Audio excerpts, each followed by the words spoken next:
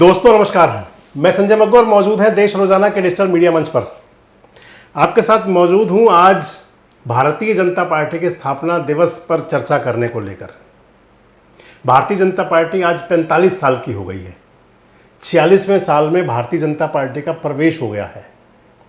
Bharatiya Janata party के बारे में आपसे मैं चर्चा करूं तो उससे पहले एक मुहावरा या एक लोकोक्ति चला करती है, कहा करते हैं कि जिन पर लोग हंसा है उन्होंने इतिहास रचा है। तो भारतीय जनता पार्टी के बारे में भी आप ये बात कह सकते हैं। 1980 में बनी पार्टी, 6 अप्रैल 1980 को बनी राजनीतिक पार्टी भारतीय जनता पार्टी, जिसने कि 45 साल के इस अरसे के अंदर 11 साल से लगातार भारतीय जनता पार्टी की देश में सरकार है। 2 सांसदों से शुरू हुई पार्टी आज देश के 14 राज्यों में अपनी सरकार है। 4 राज्यों में उनकी गठबंधन की सरकार है।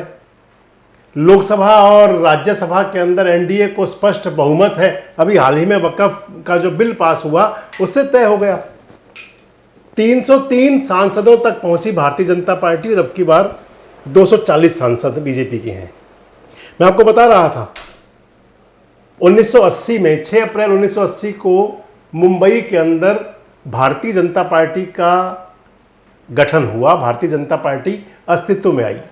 इससे पहले हालांकि जो बीजेपी थी, इससे पहले जनसंघ के रूप में राजनीति के अंदर सक्रिय थी। राष्ट्रीय स्वयंसेवक संघ की एक सोच, एक अवधारणा, या ये कह दूं कि उसकी राजनीतिक ब्रांच के रूप में शुरुआत करने वाली भारतीय जनता पार्टी आज विश्व की सबसे बड़ी पार्टी है। पूरे विश्व के अंदर, पूरे विश्व में सबसे बड़ी पार्टी भारतीय जनता पार्टी है, जिसका अपना संगठन इस कदर वृहद है, इस कदर बड़ा हो चुका है कि आप उसको आज वट वृक्ष यानी कि बड़ के पेड़ की संज्ञा दे सकते हैं, जो लगातार बढ़ता जा रहा है, फलता फूलता जा रहा है। 6 अप्रैल 1980 को जब भारतीय जनता पार्टी बनी, आप आगे आपसे चर्चा करूंगा, इससे पहले पार्श्व में लेके चलते हैं आपको। देश जब आज़ाद हुआ 1947 में, और आज़ादी के बाद में जब पहली सरकार बनी, उस पहली सरकार के अंदर वजीर थे श्यामा प्रसाद मुखर्जी। पंडित जवाहरलाल नेहरू की सरकार थी और उस सरकार के अंदर कैबिनेट मंत्री थे श्यामा प्रसाद मुखर्जी जी। श्यामा प्रसाद मुखर्जी यानी कि जनसंघ के प्रणेता, उसके कर्ता धर्ता, जनसंघ के उत्पत्तिकर्ता, सृजनकर्ता, जनसंघ के संचालक, आप कुछ भी कह सकते हैं।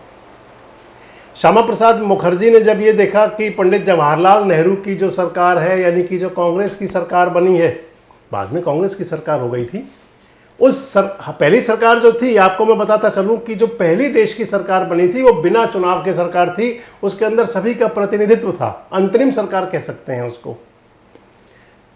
श्यामा प्रसाद मुखर्जी ने जब ये देखा कि बांग्लादेश के अंदर, जो उस समय पाकिस्तान का हिस्सा था, उसमें हिंदुओं के साथ जो अत्याचार हो रहे थे, उसको लेकर के सरकार की, यानी कि पंडित जवाहरलाल नेहरू के मंत्रिमंडल की, उस सरकार की कोई सोच नहीं थी। कहीं गुस्सा हुए, मन के अंदर क्षोभ था, पीड़ा था श्यामा प्रसाद मुखर्जी की।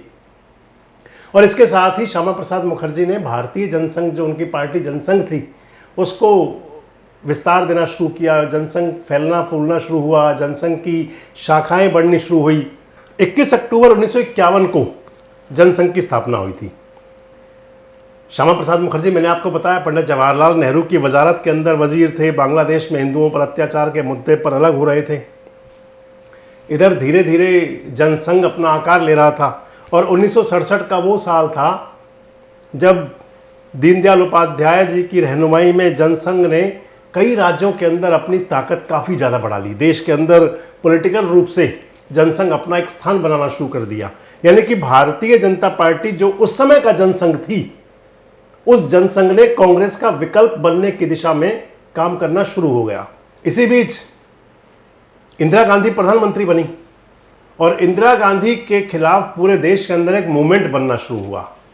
लोकनायक जयप्रकाश उस आंदोलन के प्रणेता बने, उसके अगुवा बने।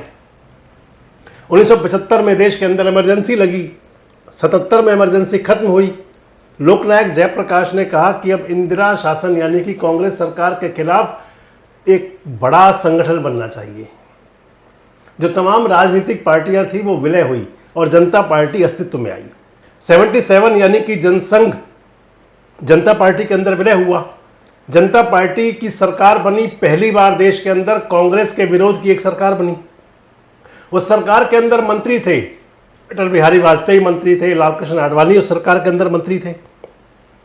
हालांकि जो होना था वो हुआ, वो जो सरकार बनी जनता पार्टी की, वो अपना समय पूरा नहीं कर पाई। 1980 आते आते सरकार धराशायी होनी शुरू हो गई। 1980 में सरकार धराशायी हो गई, दोबारा चुनाव हुआ, कांग्रेस दोबारा आ गई, और इधर जो जनसंघ मिला था जनता पार्टी में वो अलग हुआ, और अब जनसंघ बन गया भारतीय जनता पार्टी। 6 अप्रैल 1980 को महाराष्ट्र के अंदर मुंबई में भारतीय जनता पार्टी की स्थापना हुई, भारतीय जनता पार्टी अस्तित्व में आई।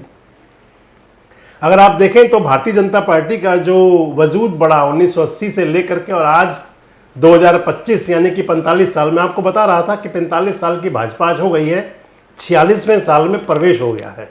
इन 45 साल के सफर के अंदर भारतीय जनता पार्टी ने क्या पाया, अगर देखें तो मैं आपको बता रहा था कि 2 सांसद से जब ये शुरू हुई थी पार्टी, 1980 में पार्टी बनी, 1984 के चुनाव में पहली बार मैदान में थी, इंदिरा जी की हत्या हुई थी, और इंदिरा जी की हत्या के बाद में कांग्रेस के पक्ष में बड़ी सहानुभूति थी। इधर भारतीय जनता पार्टी अपने पहले चुनाव मैदान में थी। 1984 के लोकसभा चुनाव में भारतीय जनता पार्टी को मात्र 2 सीटें मिली, 2 सांसद, और जो 2 सांसद बने उनमें एक सांसद गुजरात के मेहसाना से थे, ए के पटेल, और दूसरे सांसद तेलंगाना का, उस समय का जो आंध्र प्रदेश था, उसके हनामकोड़ा से थे, जी नारायण रेड्डी। ये 2 सांसद भारतीय जनता पार्टी के 1984 में बने। अटल बिहारी जैसे सरीखे नेता उस चुनाव के अंदर चुनावी बाजी हार गए थे। 1984 के बाद जो दूसरा चुनाव आया 1989 का, 1989, देश के अंदर जो सरकार की शुरुआत हो रही थी वो विपक्ष की शुरुआत हो रही थी, तीसरा मोर्चा बन रहा था। उस चुनाव के अंदर 1989 में वो समय था जब मंडल कमंडल की राजनीति, राम मंदिर को भारतीय जनता पार्टी ने अपना बड़ा मुद्दा बना लिया। 85 सांसद यानी कि 2 से सीधे 85, 83 का इजाफा। 1989 में 85 सांसद बने, 1991 में 120 सांसद बने भारतीय जनता पार्टी के, 1996 में 161 सांसद बने, और पहली बार अटल बिहारी वाजपेयी की सरकार बनी जो 13 दिन चली। 1998 में 182 सांसद बने, और 1998 में फिर अटल बिहारी वाजपेयी की सरकार बनी, वो 13 महीने सरकार चली। फिर 1999 में भारतीय जनता पार्टी को फिर 182 सांसद मिले, और तब तक बन गया था एनडीए जो आज तक चल रहा है, नेशनल डेमोक्रेटिक अलायंस, जिसकी अगुवा भारतीय जनता पार्टी है। 182 सांसद फिर मिले, सरकार बनी अटल बिहारी वाजपेयी की। अटल बिहारी वाजपेयी देश के प्रधानमंत्री हुए, और 5 साल तक पहली बार गैर कांग्रेसी सरकार देश में चली, पहला मौका था। 2004 के अंदर फिर जब चुनाव लोकसभा का हुआ तो बीजेपी शाइनिंग इंडिया के नारे के साथ थी, लेकिन जनता में शायद मैसेज ठीक नहीं था, बीजेपी डाउन आई, 138 सांसद रह गए। 2009 का चुनाव आया, 2009 के चुनाव में बीजेपी की स्थिति थोड़ी और कमजोर हुई, 138 से घटकर के 116 पे आ गए। फिर चुनाव आया 2014 का, 2014 के चुनाव से ठीक पहले नरेंद्र मोदी बन गए थे भारतीय जनता पार्टी के अगुवा। नरेंद्र मोदी को बीजेपी ने अपना फेस बनाया, और बीजेपी का चेहरा बनकर के नरेंद्र मोदी चुनाव मैदान में उतरे। पहली बार भारतीय जनता पार्टी को स्पष्ट बहुमत मिला, क्लियर मैंडेट के साथ में देश के अंदर सरकार बनी भारतीय जनता पार्टी की, 282 सांसद आए। 2019 का चुनाव आया तो 2019 के चुनाव में ताकत और बढ़ गई, 284 से आगे चल के 303 हो गए, 303। 2024 का चुनाव आया तो 2024 के चुनाव के अंदर फिर बीजेपी को 240 सांसद मिले, तीसरी बार सरकार बनी। अब की बार जो सरकार थी वो सहयोग से थी, समर्थन से थी एनडीए के। और कितना मजबूत गठबंधन है बीजेपी के नेतृत्व में एनडीए का कि आप समझे, अभी हाल ही में जो वक्फ बिल लाया गया, उससे पहले जो कानून आए वो भारी बहुमत के साथ पारित हुए। जितने एनडीए के मेंबर हैं उससे ज्यादा वोट मिले। इधर अगर देखें ये सेंटर से अलग इतर चलें तो फिर राज्यों में अगर जो ताकत बढ़ी भाजपा की, 1984 के बाद 6 साल के अंदर पहली बार राजस्थान, मध्य प्रदेश और हिमाचल प्रदेश, इन राज्यों के अंदर बीजेपी की अपनी सरकार बनी, अपने बूते, अपने दम पर। आज देखें, आज की स्थिति यह है कि 14 राज्यों के अंदर भारतीय जनता पार्टी की सरकार है। उत्तर प्रदेश में भाजपा की सरकार है, राजस्थान में भाजपा की सरकार है, मध्य प्रदेश, छत्तीसगढ़, उत्तराखंड, हरियाणा, दिल्ली, ऐसे 14 राज्य हैं। ऐसे 14 राज्य हैं जहां भाजपा की सरकार है। आज 4 राज्य ऐसे हैं कि जहां पर भारतीय जनता पार्टी की सरकार है गठबंधन के सहयोग से, एनडीए के साथ में।